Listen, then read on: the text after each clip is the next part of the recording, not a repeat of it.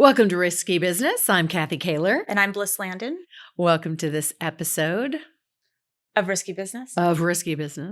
With us risky gals. Yes. How are you? I'm good. How are you? Very good. Excellent. Very good. Excellent. Well, we have a very exciting guest that I can't wait to pick his brain on all kinds of things. I have a lot of questions for him. And he also has a very interesting background. Yes. He's been to a lot of places, and I would like to learn about a performance. Yes. So we will have a certain performance. Yes, in a certain location. That's very famous. Absolutely. Well, we will get started, and we'd love to introduce, who is right here with us on Zoom, Jeff Bradbury. Sorry. So sorry about that, Jeff. But he is a lead instructional and founder and CEO of Teacherscast. He says it's something very, very cool, something that he's really started and created. So, Jeff, tell us all about all of these things. Well, hello, everybody. It is so nice to be here today. Thank you for having me on the show. How are you guys? We're good. Fantastic. And where are you at, actually? Well, I am in Connecticut. As you mentioned, I'm our lead instructional coach for digital learning in Norwalk Public Schools, where we serve 13,000 students and about 2,000 employees or so. And on top of that, I'm also the creator and host of the Teachercast educational network. So we get opportunities to work with a lot of great companies, a lot of great school districts, and have the opportunity to share stories from educators from around the world. It's been pretty awesome. So your background was in music. You were a music director. It is. I have 2 degrees in music. I started playing early age and undergrad in music education. Wow. So I was a music educator for about 18 years or so. And that took me from teaching K-12 music, teaching K-12 orchestra in the classroom. Outside of that, I was a conductor around New Jersey, Pennsylvania, New York, did operas, symphonies, and did a whole bunch of other stuff and got a chance to conduct in a couple different continents. So that was one life. And now my other life is all in instructional. You're missing one main thing. Where did you performed at Carnegie, yes? We did. Wow. I took my high school orchestra there, and it was an amazing experience. I have the poster over here hanging on the wall. Wow! And we performed in the spot that they all perform in. And it was that's awesome. You never forget watching your kids walk onto the stage for the first time and seeing their eyes light up, and I can picture that right now of just watching them just kind of take it all in, because I was a kid on that stage too. Oh, wow. That's incredible. Wow. Okay. So then after that, you got into Teachercast? The coaching? Yeah. I was conducting in Manhattan. I was conducting operas and stuff. I got my master's degree in orchestral conducting and did all of that wonderful stuff. And basically, as the story goes, my wife came to me and said, "Hey, it's time." And, when people say it's time, you can't be conducting in New York. So I decided, okay, if I can't be in an orchestra situation, time for me to create an orchestra of my own in my own house. Wow. And so essentially the podium became a microphone and the audience became monitors. And I began what's now a 10-year career as an instructional podcaster, and created the Teachercast educational network. And like I said, we're coming up on 10 years now. In July, it'll be our 10-year anniversary. And it's been an amazing, thank you. Yeah, that's awesome. It's taken me all over the world, gotten me the opportunities that I would never have had before. And because of all of that stuff, I now have 7-year-old triplets. So it's pretty awesome. Oh, wow. I was saying you were busy before that. Now I know for sure you are busy. Wow. They're amazing to have. Oh, I bet. Triplets. She has twins. I have twins, but triplets, that's a whole nother ballgame. That's a whole nother story. It's just one more shower every night. That's all it is. Wow, that's incredible. So can you kind of unpack a little bit about Teacherscast? Like what does it look like? What do you do with it? What do people do with it? Teachercast, singular, started as basically a single show. I wanted to help out the students and teachers in the district I was working with, and I didn't have all the answers. So I figured, let me find the people that do, and I'll have a conversation while I'm learning things. I just happened to be recording it.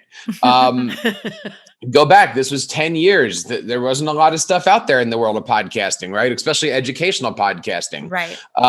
One show turned into a rather healthy guest blog. I actually, at one point in time early in the tenure there, I had about 25, 30 or so different educators all guest posting on the website. Oh, wow. Somewhere in the middle there, I became Microsoft's first educational podcaster on record. I started the New Jersey Educators podcast. We're now on their second show, and so much has come out of that. Meeting amazing people, and getting to work with amazing people, amazing educators, things like that.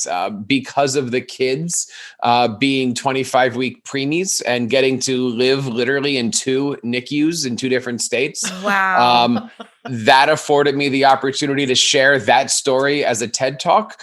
And because I'm kind of also in that medical community from being in the NICU, I've now started my 5th NICU-based podcast series for nonprofits, all helping families and stuff cope with being in the NICU, working with doctors, helping them out. I actually started a chiropractic podcast along the way in there, and I just launched one. You know what? If you look on the top of Teachercast, it always says it's a place for teachers to help other teachers. And that's the way that I always take my presentations, my shows.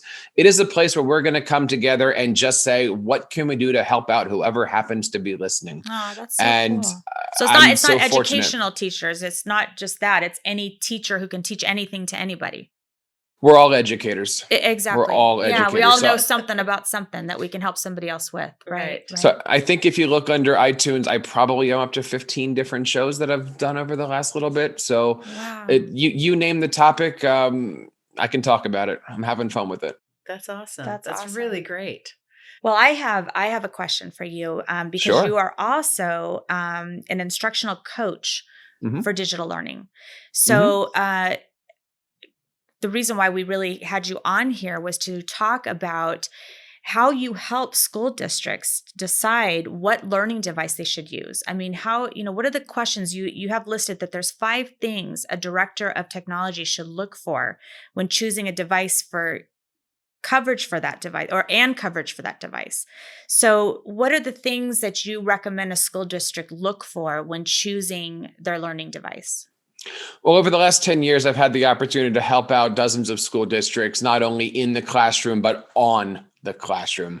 And generally, we start with our students. What do you want? What do they want to be? What are their goals? And usually these conversations happen after the school district has already created their strategic operating plan. They're coming up with what they want, where they're going, what their vision is. And this is usually when we start talking, not at the superintendent level, but we start talking at the tech director level, which is, okay, you want to go somewhere, you want to be one-to-one, you want to be a Google, Microsoft, Apple, whatever you want to be. The next step is, what are you going to do it with? And I think every tech director out there is always going to say, I need to find something that I can get great customer support on.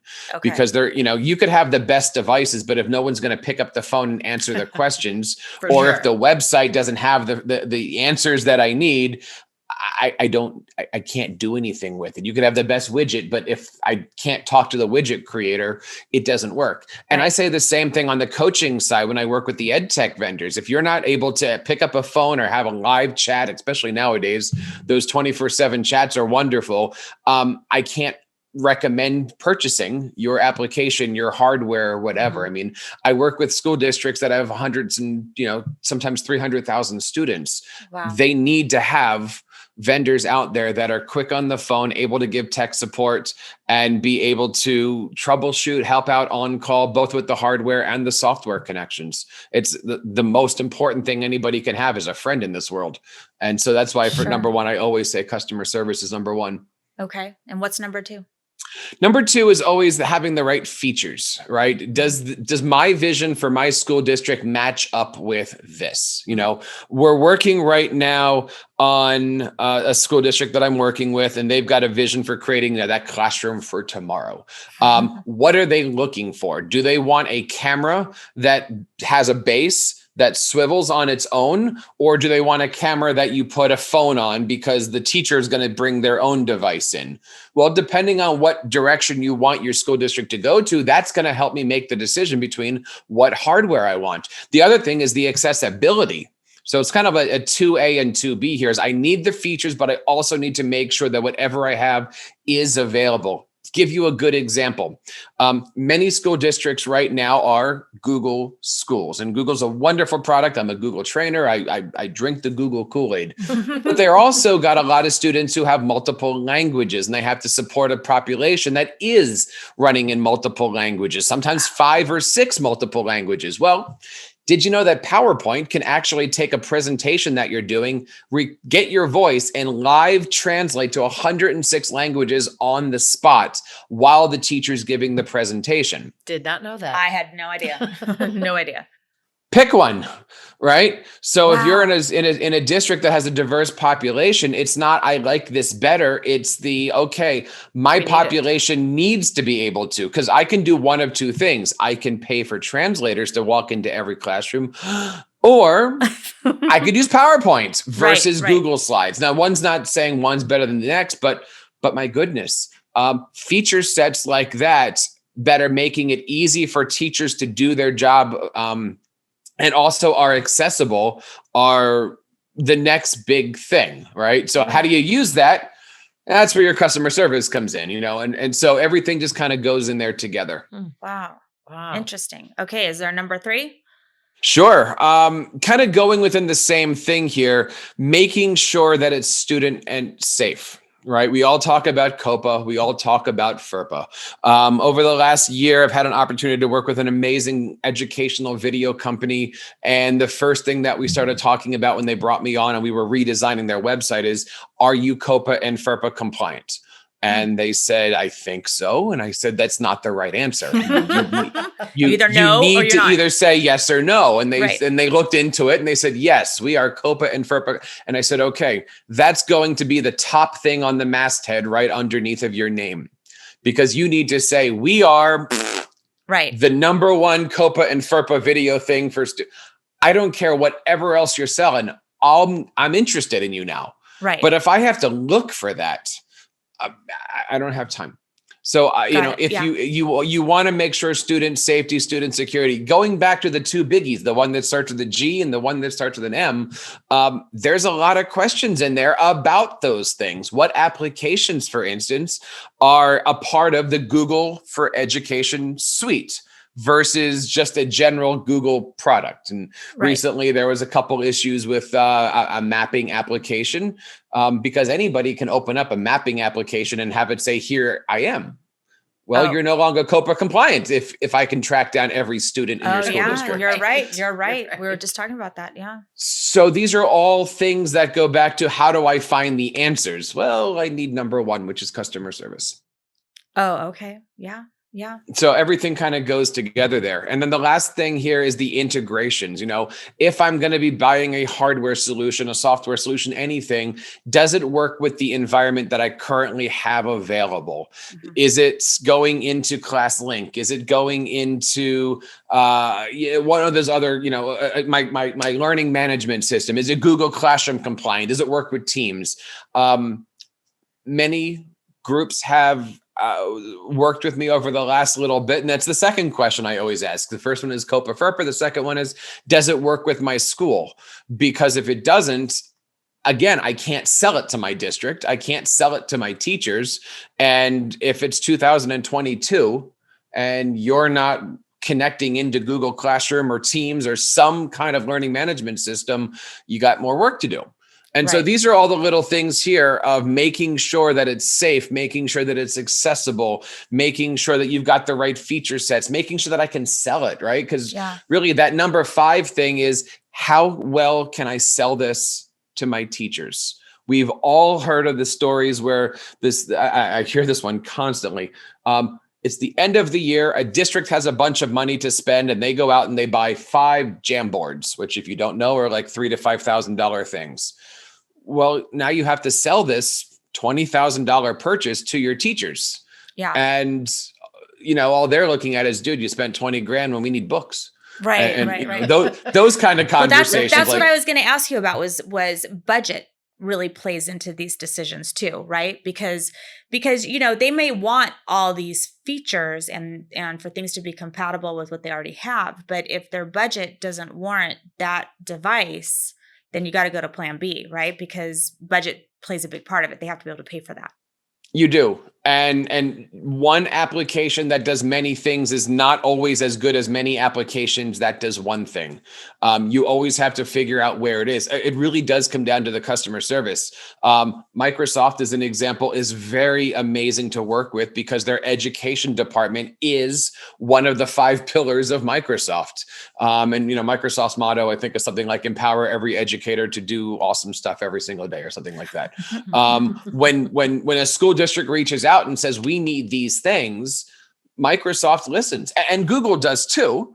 But these companies are there sitting there going, okay, what features do we need? How quickly can we roll them out? Why do they need them? And ultimately, is this something that's going to be a minimal viable product, or do we really want to invest in creating something here? Mm-hmm. And we're very fortunate enough in the last year, these companies have been listening, and now it's a year since everyone's kind of gone through this major educational transformation. Yes. You're seeing a ton of stuff popping out, all because of the pain that we were going through last year, which was, hey, we're at home, we're at hybrid, we're remote. We need to figure it out. We need a device. We need a device. We need something that has Teams on it. We need an attendance tracker. We need right. And you can see it took a year, but now these companies are catching up to our needs. And I can't say it enough. Customer service, can we build what the school districts are asking for? All of that stuff, I can then as a coach take into my teachers and go, these are the questions that you have. These are the solutions that we've chosen based off of what you're saying that we need. Wow. And that's what's going to help us buy a device. If you're a Windows school district, are you looking for a device with a pen? Maybe, maybe not. Right. Are you looking for a device that is a clamshell? Are you looking for a device that has all these different things, right? Yeah. Dell computer versus Surface Book. These are all different ideas, but they're all running the same software. But what about a school district that says, well, I need this kind of device for these grades, and I need this kind of device for these grades. And what if you can't go to one manufacturer for all of their needs? I mean, doesn't that really kind of complicate things? I feel like from my side of it, it really complicates things. It does. And I remember when I was being interviewed for a position, they asked me that question. They said, pretend that we've got an unlimited budget. What would you buy? And this was a few years ago, but my response, and I think kind of still now, iPads K-2, Chromebooks 3-6, depending on where your middle school is, and then by the time you get into it, you have, rugged Dell laptops, and then finally Surface tablets, Surface Books, and stuff that you can run like full Adobe suites. In my perfect world, you do have a variety of things, not saying one graduates into the next, but that's even more that you have to manage. That's more that you have to handle. That's more that your techs need to be prepared for. Right. I don't think there is one solution that you can say, give everybody a Surface Book or give everybody it just doesn't work. Well, and then for the younger grades, I know that you don't want to give them a touchscreen probably product because it's going to break. And it's going to be very expensive, possibly. Every school district's going to run something a little different. Yeah. My 7-year-olds are on iPads. I don't want to say constantly, but they're learning how to do all these things based off of this. Okay. They have to see, they have to move. Yeah. But every school district makes those decisions. I know school districts that get Chromebooks for their kindergartners. Oh, wow. But then they can't type their name. Right. So what are they going to do with the Chromebook? So maybe a touchscreen is better for the younger ones. And then so the iPad that has facial recognition is better. Cool. Because Right, you don't have to have a password. But every school district's looking at things a little bit differently. You know, some school districts choose their devices, again, based off the management system. I worked with the school district who just wouldn't buy Apple products because it was harder to manage as opposed to a Chromebook, which you can manage 50 billion of them all from one single admin console. Okay.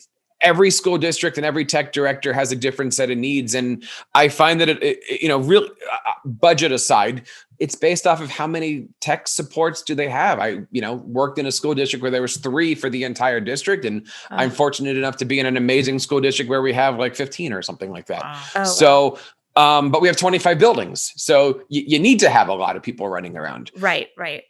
But it's all about, what are the goals of the district and how do you want to get there? I have a question for you, Jeff. Sure. That kind of goes a little bit into your background of being an orchestra leader and what you did with your classes, obviously in class. Mm-hmm. We had a guest on and she was sharing about how the challenge was with her son who's in band and trying to practice in the basement. What have you seen in that particular instance with kids who are in music, whether it's choir or band or orchestra? How is that learning going to take place if we continue to stay at home and online? Are there new ways of teaching? Or what do you think? That's a good question. My wife is one of our district's elementary orchestra teachers. She's in 2 amazing elementary schools, and I see her doing the best job that she can to teach violin in front of her and teach violin virtually. Wow. Mm-hmm. And even with all of my music, backgrounds and stuff like that, I wouldn't want to be there. Does she hate it or easy. Is it okay? No, she doesn't hate it. She loves it. Oh, good. It's a challenge. Yeah.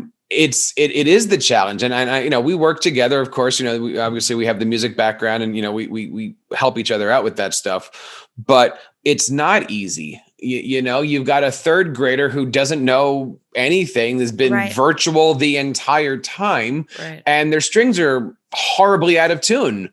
But mom doesn't want to bring the violin to the music store or into the teacher to tune. So what do you do? Wow. There's a lot of conversations in that. Obviously, if you're a high school teacher, you have to put on a concert. Well, how do you put on a concert when you've got, everybody in the band is here except for half the band's at home and you've got signal delays because you're sending messages to space and it doesn't work. I am fortunate enough to work with our visual performing arts department as basically one of their video editors. So one of my jobs is to take all these different videos that the kids have made, and I'm the guy that Brady bunches the whole thing and puts it up there. No way. And that's awesome. Way. Oh, wow. And, way. And even right now, to kind of flip that thing, I kid you not, spend all day I don't have it in front of me, but spent all day videotaping 3rd, 4th, and 5th graders doing Annie the musical. That my job now is to take all that and make it into this visually stunning presentation that mom's going to love. And we did it all in front of a green screen, and we've got canned music, and they're not playing off of each other. They're saying the line after the teacher says it. So they're not, so they're doing the best job that they can, given the situation. Sure. The theater teachers are, of course, in the same position. The chorus teachers are, you can't sing more than 10 feet apart. That means that your choir has to go out to literally the sides of a football field. Jeez. Let's hope this is over. I know that part. So for the creative arts, it's a challenge. It's been a big challenge and a big shift in how to teach and how to learn and the whole thing. Yeah, it is. And I'm always hopefully optimistic about things, but I'm just nervous of what the future of this is going to do. Take your high school band program right now. Well, your elementary band program is suffering And if you're starting with a small group of kids and you're whittling that down because they don't have the support, they don't feel like they can play, they're not. Yeah. What's the high school program going to look like in 10 years? Yeah. Well, if the high school program isn't good, well, what's the marching bands going to look like? And if the marching bands aren't good, what are the musicals going to look like? Because you're not going to have the kids to be able to play Broadway style music because they don't have 7 years of playing to then. This is where I am with all of this. And that's 20 years of music teaching talking. Right. But I'm just nervous about what the future of all of this is going to be, because it's not 1 year, right? Like you're losing kids from every year in a program. Oh, yeah. And you're whittling down the middle school programs, because why would I take orchestra? I can go play STEM, or I can go play Minecraft, or I can go play. Why would I do this at home? Yeah. Right. It's hard enough to get a kid to play the cello. Right. It's going to have a long lasting effect with VPA. Now, let's just take your colleges in 10 years are going to be whittled down. Your professionals are in 15, 20 years are going to be whittled down, all because of, let's just call it, this last 18 months. Mm-hmm. Yeah. Something that I think about a lot. It's the effect. Yeah. It's 100% the effect. Mm-hmm. Wow. Well, that's a lot to think about. It's depressing. I mean, it's sad for the creative arts. It's really, it's kind of tragic, because I like to dabble in that. My son's a singer, and he's had a hard time getting back into it. Live music has really come to a halt, but it's starting to open up a little bit. But so it's affecting every age, every profession. Well, and as with artists and musicians, it's something that it's hard to take these breaks, to step back. You have this, this creativity that's inside of you that keeps evolving. And as kids, like my kids took orchestra and band from 6th grade to high school. And now my one son is a musician and an artist. If he didn't have that consistency, he would have dropped that. Mm-hmm. He would have dropped it in a heartbeat. Yeah. On the other hand, if you take a look at the world of professional music, they're trying everything they can to put themselves in front of you. That's true. So all these major orchestras right now are popping out with virtual concerts and virtual this and that. And, all the bands are now moving into Spotify and Amazon and putting up more content, because they're just sitting in their garages having fun. Yeah. Doing concerts out of their living room. Yeah. They're doing acoustic concerts out of their living room. Yeah. So I'm still going to go on the side of, it's going to hurt for a while. It's just going to hurt for a while. Yeah. But we'll be optimistic. Yes. It'll turn around eventually. Yes. Very soon. Very soon. Absolutely. Hopefully. How can people find you? Sure. Or do you want people to find you? Of course I want people to find me. Well, you have a wealth of knowledge to share with a lot of people. Fascinating. And we'd like to be able to call on you too, because I think we're going to get questions about, well, we don't know what to get. Right. We're getting relationships with some school districts that, over time, they're trusting us as kind of an advisor for everything that goes with these devices. And we'd love to be able to call on you and say, hey, we have a perfect guy for you to bounce some ideas off of and figure out what the best route is for you. And some of their devices are timing out, they're getting rid of them because they're old and they need new ones. So you would be a great guy to call for that, correct? Well, thank you. And I'm always happy to talk to people and talk to teachers and educators and tech directors and stuff. I do it all the time on our podcast. And you can always go to teachercast.net. Okay. You can find all the stuff, or my website. My personal site is Jeffrey, Jeffrey, Bradbury.com. And you can check out all the great stuff that's over there. Okay, great. Yeah, we deal with a lot of tech directors. That's who we deal with for the insurance, side. And so, we love to be a one-stop shop, solution, and give our customers as much information as we can. And we'll add you to the list. So thank you. We appreciate you being on the show. Absolutely. Thanks for having me. Yes. Of course. And good luck to you and all those babies you got. That's so amazing. 7-year-olds. Wait, are they all boys, girls, mix? I have 2 boys and 1 opinion. And 1 opinion. I love it. Perfect. I love it. That's great. Thank you so much. Jeffrey. It was so nice talking to you. You too. Bye. All right. Bye-bye. Wow. Well, first, wow. Yeah. 7-year-old twins, triplets, and wow, with so much that he does. That's amazing. It's a lot of energy, I can tell. Great positive energy. And that's why he can do so many things. Well, and, we've been learning more about how schools have these, these ed tech, their specialists or their directors. And what was interesting is for him, it was like, how many do you have? Looking at how the need is for that, depending on the size of your school or your district. Well, and because a lot of the schools are turning, or districts are going to 1-to-1, the technical directors are overwhelmed. I mean, they really are, because they are to know all those answers to the questions he had. Yeah. So more resources, more people to turn to get answers is really helpful for them, because some of them, like he was saying, they could have 3, they could have 15, but the schools with 3 and they have thousands, tens of thousands of students, they're completely overwhelmed. And they need answers to questions so they can make good decisions for their dishes. And it gives them power to do a great job for their school district. So I'm so glad that we got to meet him. Very cool. Yeah. Very, very, very cool. Yeah. Well, we hope you guys enjoyed learning about all of the ins and outs of what schools are looking at with their online learning and their devices. If you've got questions or just a comment or just maybe want to know more information, we can direct you to Jeffrey Bradbury's website. It's Jeffrey. Jeffrey, Bradbury.com. And then also for his Teacherscast podcast, definitely tune into that. It's Teachercast.net. So take a listen on there. And as always, come back and listen to another episode right here with Risky Business. I'm Kathy Kaler. And I'm Bliss Landon. Thank you so much. We'll see you next time. Bye-bye.